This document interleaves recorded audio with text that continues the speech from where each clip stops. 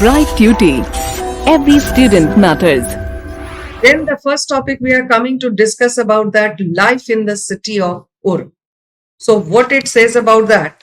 One of the earliest cities of Mesopotamia excavated in 1830s was the city of Ur. This is the city of Ur which was excavated in 1830s. The ordinary houses of this town had narrow winding streets.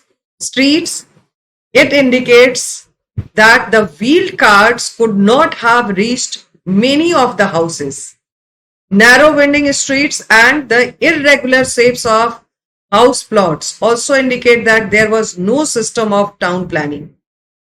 There were no street drains or sewage system of the kind which existed the contemporary Mohenjo-daro. Now Harappa and Mohenjo-daro, they have their construction in a different way. Their street planning and they cross at the right angle were the most important thing for the development of the town's planning. Instead, the inner courtyard of the Ur houses consisted of drains and the clay pipes. Inside the courtyard, it is presumed that house roofs sloped inwards and rainwater was channeled via drain pipes into sumps in the inner courtyard. So in the houses, light came into the rooms from doorways opening into the courtyards, and this would have given privacy to the families living over there. So this is about that, the Mesopotamia, one of the most important city of Mesopotamia. And the life of this Mesopotamia in the Ur, city of Ur, was the family system, which was very normal. Nuclear family system was also developed there. The father was the head of the family, means the concept of the patrilineal, where father is the head of the family. We know little about the procedures of marriage, which is very interesting about this city of Ur, in the Mesopotamian civilization. A declaration was made about the willingness to marry by the bride's parent, not by the bridegroom.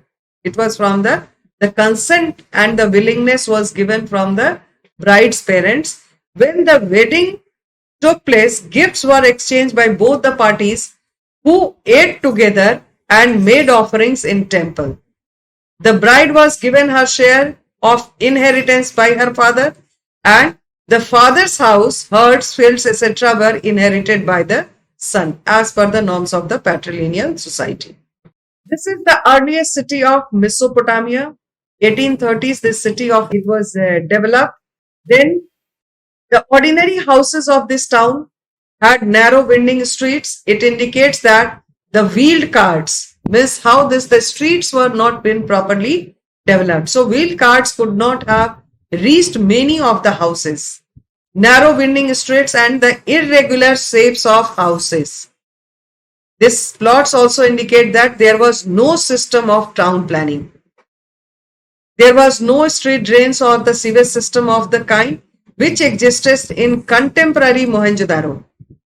Instead, the inner courtyards of Ur houses, this is the name of the city, Ur houses consisted of drains and clay pipes. It is presumed that the house roof sloped inwards and rainwater was channeled via drain pipes into the sumps in the inner courtyard. So this is about this. The narrow winding streets indicate the wheel carts could not have reached many of the houses. Sacks of grain and firewood have reached on donkey's back. Town planning and street drains were absent in Ur. Instead of drain, clay pipes were found in the inner courtyard of the houses. House roofs sloped inward and rainwater was channeled via the drain pipes into sumps in the inner courtyard. People had swept their household refuse into the streets. This made street level rise as the proper disposal system was not been developed. And over time, the threshold of houses had to be raised so that no mud would flow inside after rains. Light came into the rooms not from windows but from doorways opening into the courtyards. Then other than that, this is also very interesting about this superstitions and about the houses, what the superstitious beliefs were there, which is recorded in omen tablets at Ur. A raised threshold brought wealth. A front door that did not open out towards another house was lucky. If the main door of a house opened outwards, the wife would be a torment to her husband. Other than this, it is this about the symmetry also it is given. The graves of royalty and commanders have been found there, and very few individuals were found buried under the floors of ordinary houses. After this, Uruk is also given over here, another important city of Mesopotamian civilization. It was also one of the earliest towns of Mesopotamia, as mentioned earlier. The leaders encouraged the settlement of villagers close to them to be able to rapidly get an army together. Purposely, the cities which were developed nearby the imperial towns. Uruk consisted a defensive wall from about 4000 BC to about 400 C, and by about 2800 BC the city had extended to 400 hectares. Hundreds of people were employed to build a temple. There were also technical advances at Uruk. Around 3000 BC, bronze tools began to be used for various crafts. The architects learned to construct brick columns because no suitable wood was available to build large halls. Because earlier in the previous slide also we have just discussed about that wood was imported from the distant lands, from the different lands. The captives of war and the other people were required to work. This is about the captives of war and the other people. They required to work for temple and public utility work of the towns. Those who were put to work were paid rations. A large number of ration lists have been found which give the names of the workers and the quantities of grain. So proper that the maintenance and the creation of the lists were also there. How much ration is provided to which labor, it was the record has also been maintained. Not only this the grains, but even the cloth, oil allotted to them. The archaeologists have estimated that one of the temples took 1500 men working 10 hours a day. And then also the temple took 5 years to build. The temple halls had beautiful paintings painted in different colors. Uruk was a large and beautiful city, a trading center, had flourishing industries. So this is the importance of the Uruk. This Mesopotamians valued the city life. Many communities and cultures lived side by side. After cities were destroyed in the war, they recalled them in poetry. The Epic of Gilgamesh reminds us the pride of the Mesopotamian who took in their cities. Gilgamesh was the ruler of Uruk and a great hero who subdued people far and wide. He got a shock when his historic friend died. He then set out to find the secret of immortality. After a heroic attempt, Gilgamesh failed and returned to Uruk. There he consoled himself, walking along the city wall back and forth. Then the next we are coming to discuss about that city of Mari. This is the layout planning of the city of Mari. After the excavation, this city has been found. See the river, how it has been giving this water through the channel. This is the flow of the main river, and with the help of a channel, it has been, the water is been supplied to this city. Now the remains of Mari is here. Then coming to discuss Mari, a trading town in pastoral June, and the life in the city of Mari. After 2000 BC, the royal city of Mari was flourished. It was located on the upstreams of Euphrates. Just now we have seen this map also. Agriculture and animal rearing were carried out in this region. The main was the occupation was agriculture and animal rearing. Most of the region was used for pasturing sheep and goats. Herders exchanged animals, cheese, leather, and meat in return for metal tools, etc. with the farmers. Nomadic groups of the western desert filtered into the prosperous agricultural land. As it was a trading town in pastoral June, so the pastoral people, such groups would come as herders, harvest laborers, or hired soldiers and the settled down. This type of the people. They came to this town and the cities and they became the settler of this place.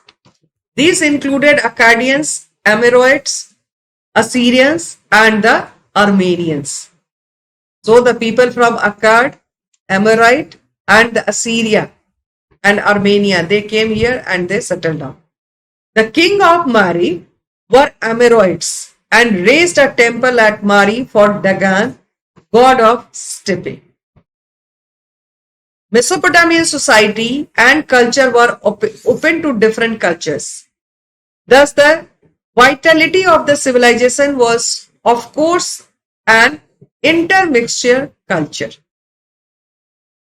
So this way it is a good example of an urban center prospering on trade.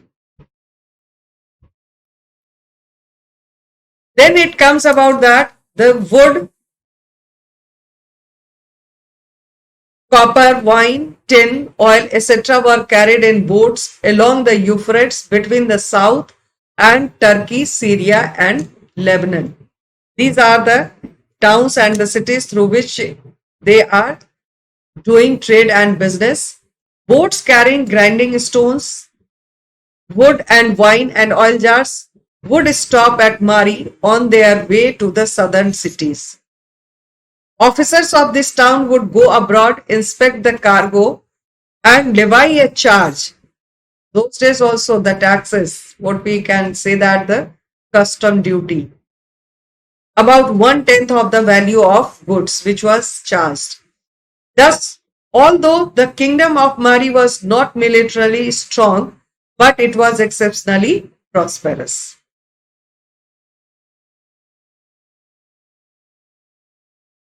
Next, it is coming about Tepe Gowda. Tepe Gowda is situated in northern Iraq, about 18 miles northeast of Mosul. It lies between the Tigris rivers and the first foothills of Maros mountain. So between this Tigris river and the Maros mountain, this city was developed. Gowda was certainly a link in trade for the lapis lazuli, a costly blue color stone, and the other exotic goods from the Zagros highlands from the Upper Tigris basin into Mesopotamia, which is proper Mesopotamia. Such sites it supplied the heartland of Sumerian and the Babylonian cities. Sumer and the Babylon. These cities with exotic goods of antiquity. They also served as centers of small societies. So this is the importance of Tepe Gowda. After this, it comes about that the Kirkuk city. Another important city of Mesopotamia was Kirkuk city. The history of this land or the city goes back to the 3rd millennium BC. It was built by King Nasir Bal of Assyria between 884 and the 858 BC as a military defense line. The king's slopes built a strong rampart with 72 towers around the citadel two entries and the 72 streets. Two entries and the 72 streets were constructed on the citadel. Citadel was actually constructed on a raised platform from the surrounded area. Platform has been raised with the help of the mud and the bricks. So this is the concept of the citadel and the lower town, and the cities and the towns which developed below that the citadel, they were known as the lower towns. So this is about that. It was a trade and export center, especially this Kirkuk city was the trading and this trading center of this Mesopotamian civilization. For the surrounding areas, agricultural products, sheep, wool, cheese, and the cattle. So these were the main items of the export. Product of that, the agricultural product, sheep, wool, cheese, and cattle. Textiles were also manufactured here. Then it comes about in the context of India. What we have studied till now was in the context of the Mesopotamia, the Republic of Iran.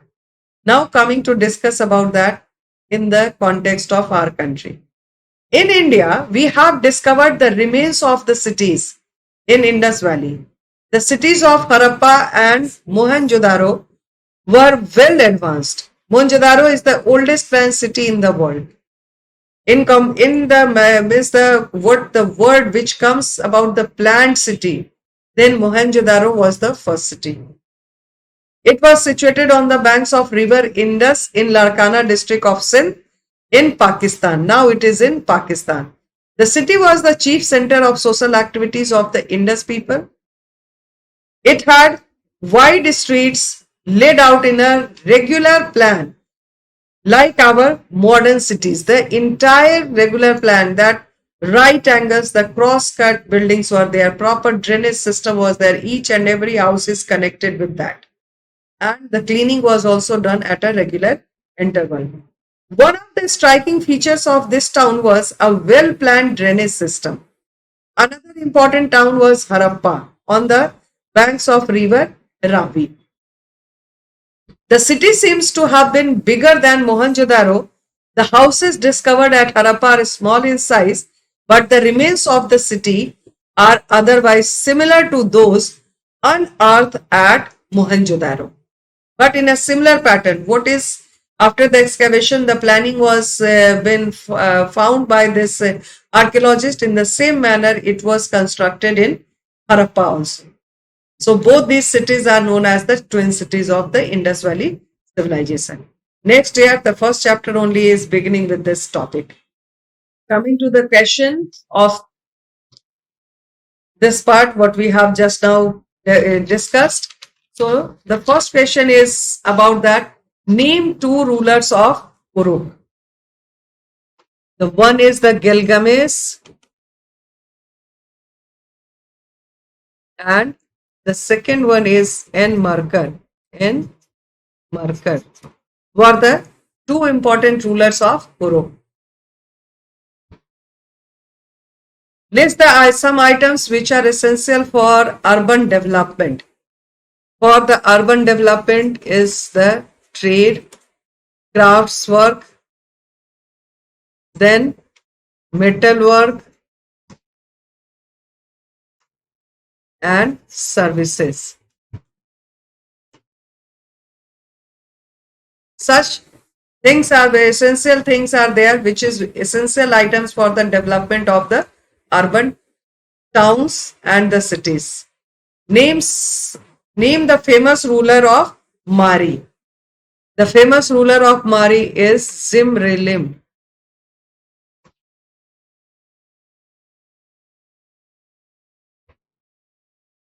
Now you can write few lines or tell me if you are. You can have to suggest few lines about the Mari, about the city of Mari.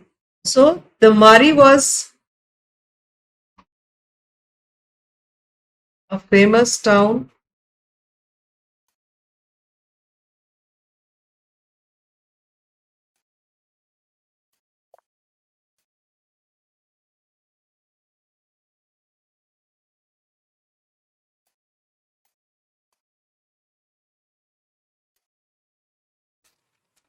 This is about that name two rulers of Uruk, Gilgamesh and Enmarkar. List some items which are essential for the growth and development of the towns and the cities. The first of all, trade. Second is craft production, metal work, and the other services which is required for the development of a town or urban center. Famous ruler of Mari was Jimralim, and Mari was actually about a famous town of Mesopotamian civilization. The kings of Mari were Amorites, and they have raised a temple at Mari, which was known as Dagan, and in the midst the worshipping and in the name of the god of steppe. Steppe is a means the grassland. This is steppe means that the grassland, which is developed by the ruler of Mari, and it is in the context of Mari. Next, it comes about that the historians debate on uses of writing, which is very important. This chapter is actually named as the urban cities or the life of the cities. So how it has been advanced, and already in the previous slides we have discussed about that, how this city was planned and how everything was recorded. Even that the distribution of grains and the construction work, entire thing, the trade and business, everything was written by the people. Some of the group of the people organization was there which has developed this system. So coming to discuss under this heading about that, historians debate on uses of writing. One of the essential conditions for the birth of a civilization is that the people must know a system of the expression of ideas and the presentation of knowledge. So this is the very essential and the important condition for the birth of a civilization. The great Indian freedom fighter, one example is quoted over here about Pandit Nehru. While he was staying in the prison, he has written a letter to his daughter, and it is a very much means a good quoted example of in those days, which shows that represented over here and quoted as an example the art of writing, how it has preserved the knowledge of every subject. The art of writing has reduced or to writing the valuable record of antiquity in the form of inscriptions, coins, researchers of the scientists of the ancient period. Whatever that the record has been kept by these rulers or kept by these the writers. Writing has greatly helped in the spread of literacy, mostly in the cities, because people in early cities mostly belong to the professional classes and the trading classes, and most of them they were the traders. The traders could better record their transaction in writing than in any other form, and how this writing is helpful for the trading group of the people, traders and the merchants. So to retain all these the transactions is very difficult for them. So the writing was one of the most important thing which has given them the accurate idea about their transactions. So this is the uses of writing and how it is important for the any other people who they try to learn and who they try to educate themselves. Writing became possible when a picture sign came to represent not only an object but a general idea. Picture sign was first, it was developed with the help of the picture sign. For example, a human eye could represent, this is human eye could represent eye and could also be used to mean sight or a look. So this is an example, it is quoted over here about the human eye. It is the representation of an eye. Yeah, it could be used for the sight or a look, while an eye with a falling tears would mean sorrow. So this way the study of the picture and the pictographic sign is being used. So this was the initial one. Further change which allowed man to express idea in writing which came with the sign was made to stand, not for a picture, but for the sound of a spoken syllable. The first one, it has been given the example of I. Then now with the sound, what we are pronouncing. With that, the spoken syllable, they have started making the pictures. Now it was possible to express an idea which no picture would describe by jotting down its sounds. The final stage was to have a sign stands for the sound of a single letter. The Egyptians reached this last stage with an alphabet of 24 letters. Present day, what we have 26 letters in English alphabet. But the Egyptians, they have started writing with the 24 letters. But along with these symbols, they clung mostly to their picture signs and never used a completely alphabetical system. For the writing of any of the records or for the written work, the Egyptian people, they did not use the entire thing in alphabetical manner with the use of the alphabets, but many a times in between, they are using the pictures also to depict. They also failed to develop symbols to represent vowel sounds. The vowel sounds were also missing by them. They did not develop the vowel sound. Only consonant sound were developed by them.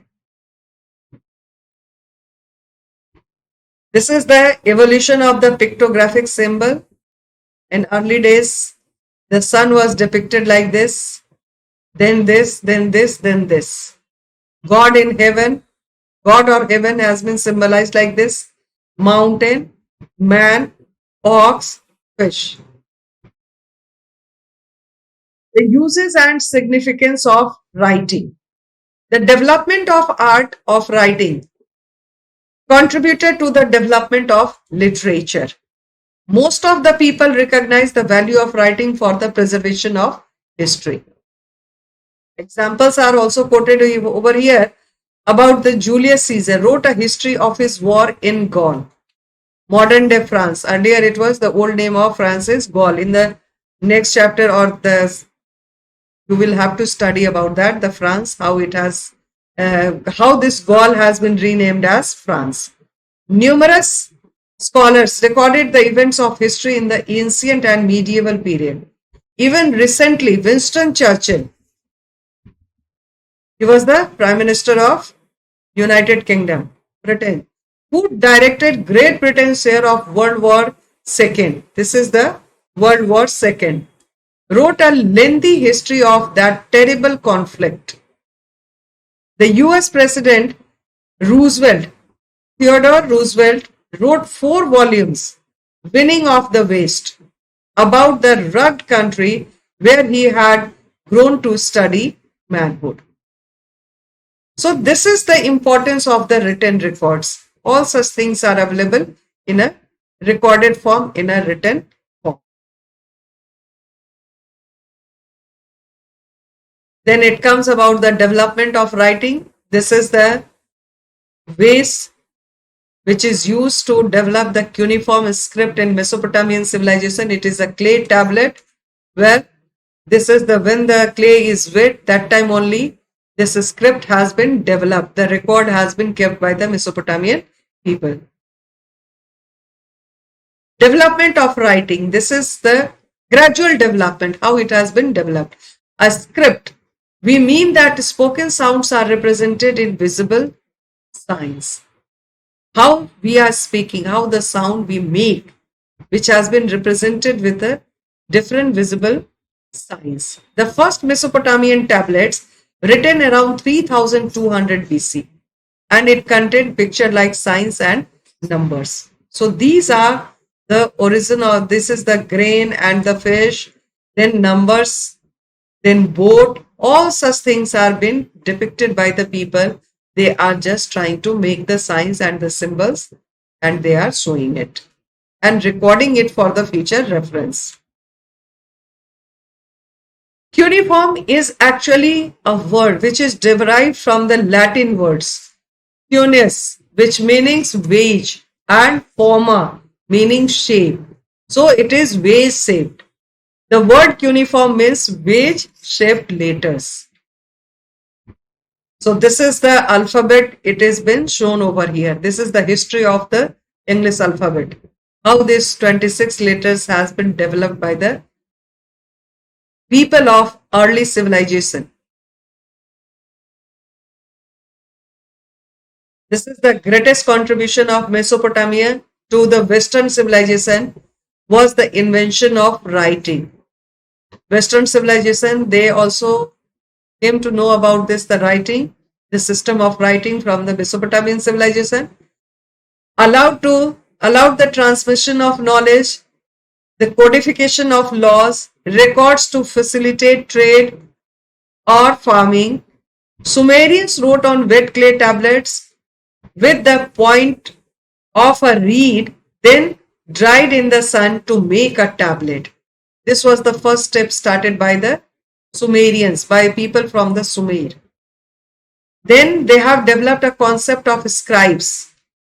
Scribes were only ones who could read and write and served as priests, record keepers, and accountants. This is a different type of the system developed by the Mesopotamian people.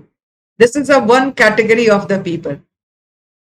As society evolved, the first form of writing was developed called cuneiform, meaning wedge shape, dating to 3500 BC.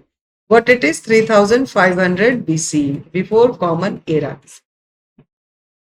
Cuneiform spread to Persia and Egypt and became the vehicle for the growth and spread of civilization and the exchange of ideas among cultures. So this is the importance of writing and the development of writing. This is now the cuneiform script, which was developed between the 3000 BC to 600 BC, and the meaning of pictograph is also given over here. This is the cuneiform script, how they were writing. Now the development of writing in Mesopotamia. The tablets contain pictures like signs and numbers. Writing began in Mesopotamia in 3200 BC. It began when society needed to keep record of transactions, especially for the distribution of grains, food grains, cloth, oil to the workers, to the laborers, as well as the transactions has to be kept by the traders and the merchants. Mesopotamians wrote on tablets of clay. Scribe would impress wedge-shaped signs on wet clay with the sharp end of a reed. Reed means it's a plant actually there. The base means that the main stem is been used to scribe on the clay tablets, to make a mark on the clay tablet. Once these tablets are written, they have been dried hard in the sun and it would be almost indestructible. Once it is wet tablet was used to scribe all such things, after that it has been kept in the sunlight to dry. And once it is dried, it's very much difficult to do any type of the destruction on that. Any change cannot be done. No any change can be done on that. Once it dried, signs could not be pressed on a tablet. So each transaction required a separate written tablet. This is why tablets occur by the hundreds at Mesopotamian sites. So they are available in the hundreds because one transaction is recorded in one clay tablet. By 2600 BC, the letters became cuneiform and the language was Sumerian. The first language which was used to write on the clay tablets was the Sumerian language. Between 4000 BC and the 3000 BC, there was a steady progress in the art of writing. A pictograph form of writing was developed in Mesopotamia. The first Mesopotamian tablet was written in 3200 BC, contained pictures of signs and numbers. There was a list of around 5,000 oxen, fish, bread, etc. The list of goods were brought into or distributed by the temples of Uruk, a city in South Mesopotamia. So 5,000 that the list has been found. The ordinary writing material was a soft clay tablet by 2600 BC. The letters became cuneiform and the language was Sumerian. The Akkadians adopted the Sumerian scripts. This is what it is said, that the Akkadians, they have adopted the Sumerian scripts to represent their Semitic language, and the Babylonians and the Assyrians followed their examples. So it has been started by the Sumerian scripts, and gradually there were the transition was there, change was there, which was adopted by the different cities or by the different rulers. The Assyrians added some 200 new syllabic signs to those already which were in use to learn to read and write. The cuneiform script was a considerable achievement, and the scribes formed an important class in society.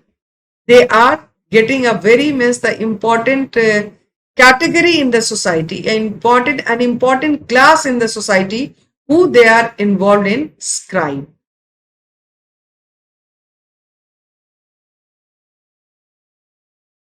Then it comes about that the importance of literacy. King and the very few could read and write. Literacy was very low. Rate of literacy was very low. Only king and the very few could read and write. There were hundreds of signs to learn, and many of these were very complex. What were the reason behind it? Why the very few people, they were the interested in the how to literate themselves? Because of that, the complexity. If a king could read, that was recorded in his boastful inscriptions. Writing reflected the mode of speaking. It was kingship that organized trade and writing. The kings, they have organized this trade and the writing system. System of writing was based on the sound, that a cuneiform sound represented was not a single consonant or vowel, but syllables. It was not only based on that, the consonant or vowel, but on the basis of the syllables. Thus, the scribe had to learn hundreds of signs. He had to handle a wet tablet and get it written before it dried. So this way, it was very difficult task for the scribes. First of all, he or she has to learn the hundreds of signs. Then they have to handle a wet clay tablet. Before to dry, they have to inspire, they have to make the shapes on this, the clay tablets, write on the clay tablets. So writing was a skilled craft, and it conveys visual from form of system of sounds of a particular language. So this is about that. The writing is considered as a skilled craft, which is the in a visual form of system of sounds of a particular language. What was the use of the writing? Why this the written records has been kept? So keeping of the records, making dictionaries, giving legal validity to land transfers, narrating the deeds of kings, announcing the changes a king had made in the customary laws of the land, then storing information and of sending messages. This is the use of the writing. Then this is very important about that, the legacy of the writing of Mesopotamia. What were there? The greatest legacy, which we are coming to discuss: scholarly tradition of time reckoning, calendar, formation of the calendar, mathematics and the mathematical contribution. The division of year into 12 months. This is also the contribution of Mesopotamians. The division of months in 4 weeks. The division of day into 24 hours. The division of the hour into 60 minutes. Then tablets with multiplication and division tablets. Square root tables. Tables of compound interest. All these are developed and recorded by the Mesopotamian people. This is known as the very important contribution of the Mesopotamians. This is the greatest legacy considered to the world, and its contribution to the tradition of time reckoning and the mathematics. Archaeologists have discovered tablets with multiplication and division tables, square and square root tables, and the tables of compound interest written during the 1800 BC. The division of year into 12 months according to the revolution of moon around the earth, the division of the month into 4 or 5 weeks, the day into 24 hours, and the hour into 60 minutes has come to us from Mesopotamians. So this is known as the legacy of the Mesopotamians. These time divisions were adopted by the successors of Alexander the Great and from the transmitted to the Roman Empire, then to the Islamic Arab Empire, and the later to the medieval Europe. Gradually, how it has been transmitted from one country or from one land to the different lands. Whenever solar and lunar eclipses were observed, their occurrence were recorded according to the year, month and day. How curious these people were there, and they were recording all these the happenings, the natural happenings and the natural occurrences. The observed positions of star and constellations in night in the night sky, whatever the observation has been done according to that, the positions of the stars, all such things are been recorded by these people. These momentous Mesopotamian achievements would not have been possible without writing. As they have written all such things, they are kept as a record. So this has been considered as the momentous achievements of the Mesopotamians. The Assyrian king Assur-bani-pal, his period is mentioned 668 to 627 BC, established a library at his capital, Nineveh. He made much efforts to collect tablets on history, epics, Omen literature, astrology, hymns and poems, and not only that, copies were made of important texts such as the Epic of Gilgamesh, where the copier stated his name and writing the date. Not only that they are copying that the Epic of the Gilgamesh, but they are also writing and maintaining the dates and according to the events. This is the map of Mesopotamia, important cities. In the southern part, Babylonia, Mari. Then this is the trade centers of this. They are doing the trade. This is the river Euphrates. Here it is the Tigris River, Assyria, Nineveh. All these the important cities and the centers we have studied inside this chapter. This is the tablet which is found on the sites of the Harappans, this Mesopotamian civilization. Statue of the Sumerians. Then this is the seal which has been used by the Mesopotamians for their trade and business. And at the end, coming to discuss with some of the questions. What is the meaning of cuneiform or the cuneiform script? So coming to discuss about that, the word cuneiform is derived from Latin words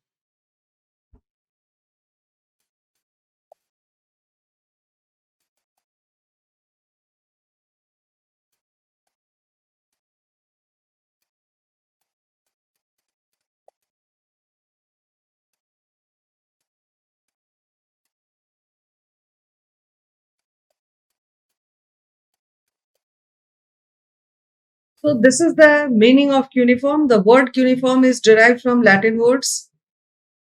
These words are cuneus, meaning wedge, and the former meaning shape. The wedge-shaped symbols which represent the syllable and the sound of a word is called cuneiform. Next question is, how was Mesopotamian society divided?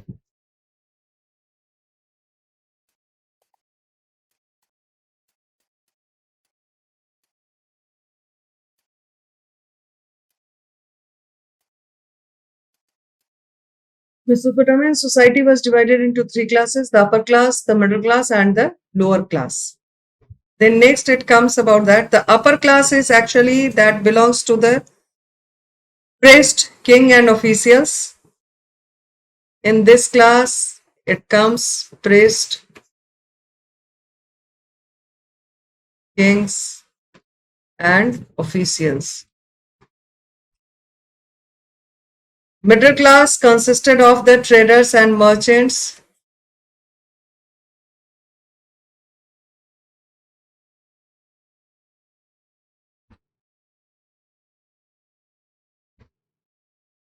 Merchants and landlords.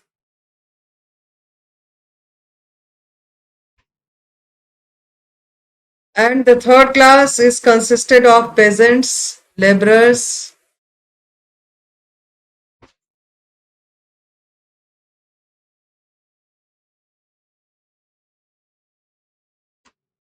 etc.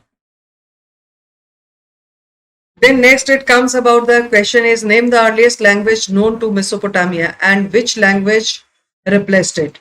So the first language was Sumerian.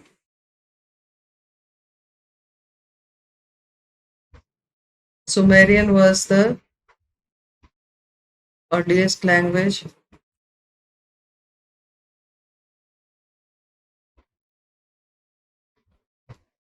And which language replaced it? It was replaced by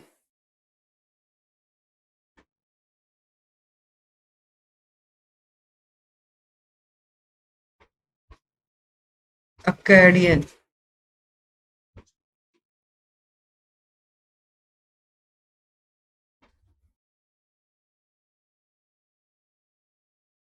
Around 2400 BC.